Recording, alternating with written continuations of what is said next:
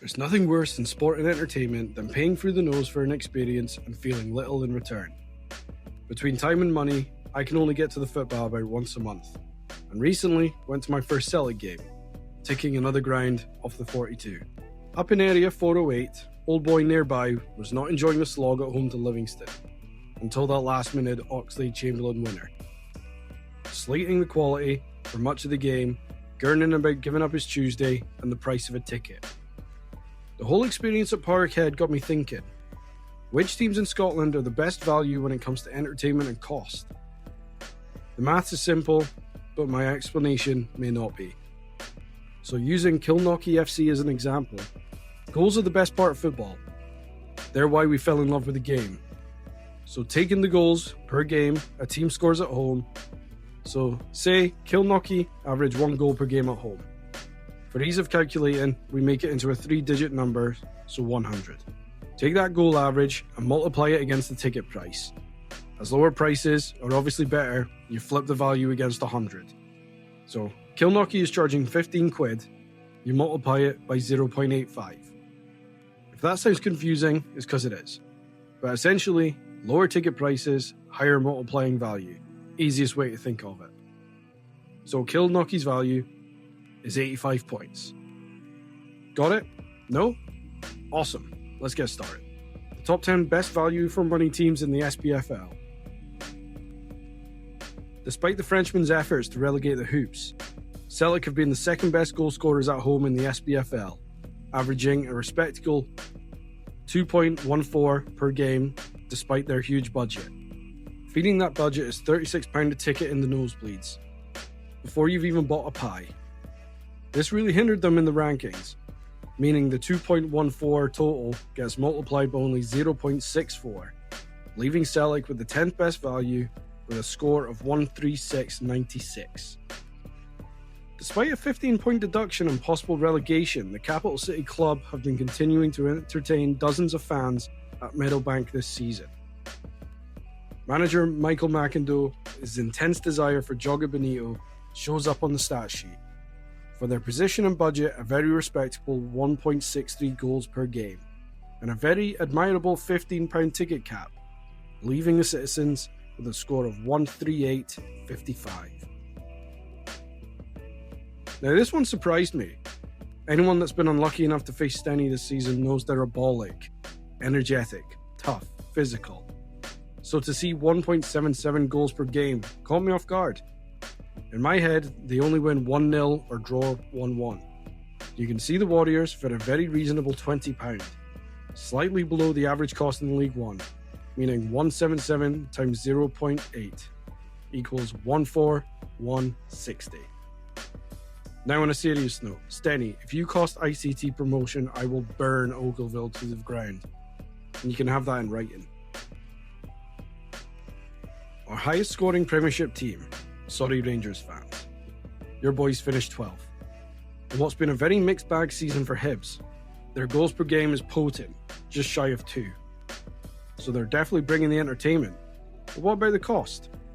Well, surprisingly for a top 6 club, tickets are a very reasonable price, averaging at around £24. Cheaper than a chippy in the capital. Final score for Hibs, 146.68.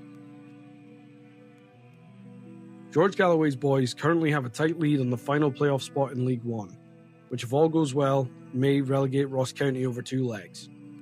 I'm only kidding, Staggies fans. You're defo finishing 10th and going straight down. Get it up, yeah.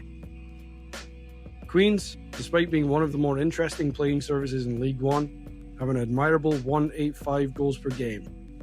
That mixed with a very decent ticket cap of 20 quid sees the Doonhamers score an aesthetically pleasing 148 even. Home of my favourite services. Annan have had a mixed bag this season.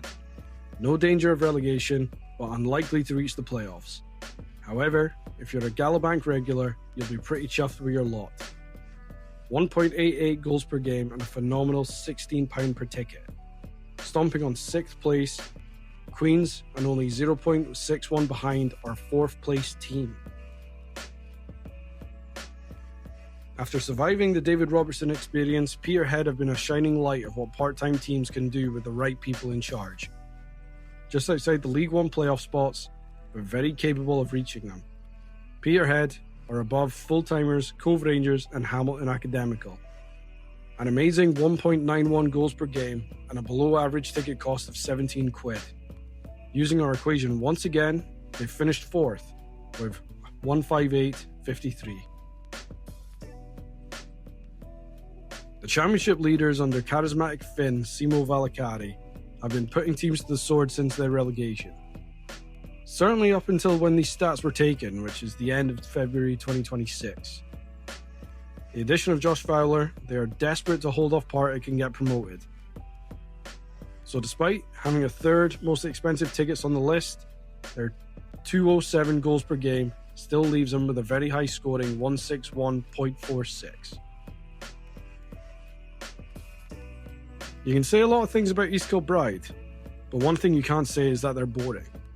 After relegating Bonnyrigg in the playoffs, it was widely expected for EK to quickly establish themselves in the SPFL. And the more optimistic or pessimistic among us assumed that they would romp League 2. While they are top, currently edging Spartans by a single point with 4 games left, and only 1 loss in 11 games. East Kilbride have 2.13 goals per game at home, and a ticket cost of 15 quid. Multiply that by 0.85 and you got 181.05.